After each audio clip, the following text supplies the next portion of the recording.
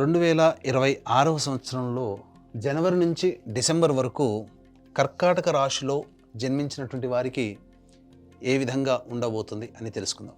ముఖ్యంగా నవగ్రహాలలో అత్యంత శుభకరుడైనటువంటి గురువు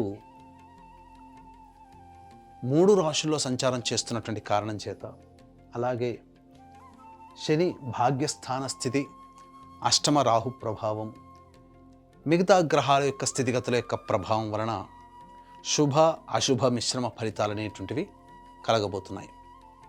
అయితే ఎప్పటి నుంచి ఈ యొక్క కర్కాటక రాశి వారికి ఉండబోతుంది?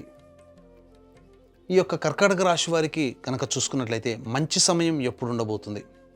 ఉద్యోగస్తులు ఎప్పుడు ఉద్యోగ సమయంలో, అనగా ఏ సమయంలో ఉద్యోగం మారితే బాగుంటుంది? వివాహం జరుగుతుందా? అలాగే వ్యాపార అభివృద్ధి ఉంటుందా?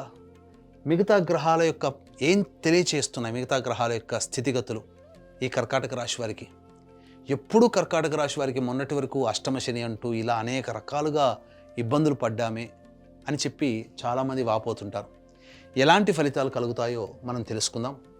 మార్చి 14వ తారీఖు వరకు గురువు మిథున రాశిలోనే వక్రీకరించి ఉన్నటువంటి స్థితి. ఈ కారణం చేత ఖర్చు ఉన్నప్పటికీ కూడా లాభాన్ని కూడా కలగచేస్తాడు.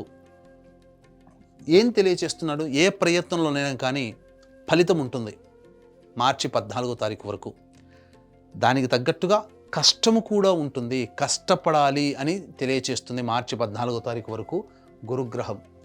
మార్చి 15 నుంచి వ్యయస్థానంలో సంచారం చేస్తున్నటువంటి ఈ కారణం చేత మార్చి 15 నుంచి మే వరకు కూడా ఆ 2.5 నెలల పాటు తీర్థయాత్రలు, దేవాలయాలు, కుటుంబ పెద్దలు, మత పెద్దలని, పెద్దవాళ్ళని, అలాగే పుణ్య కార్యక్రమాలు లేదా సేవా కార్యక్రమాలలో పాలు పంచుకోవడం, ఖర్చులు ఆ విధంగా జరగడం అనేటువంటివి జరుగుతాయి. అంటే ఖర్చైనా అది మీకు సద్వ్యయమే, అంటే మంచి ఖర్చే అనేటువంటిది. బాధపడుతూ పెట్టేటిది కాదండి, ఆనందంగా పెట్టే ఖర్చే మీకు మార్చి 15 నుంచి మే వరకు ఉండబోతుంది.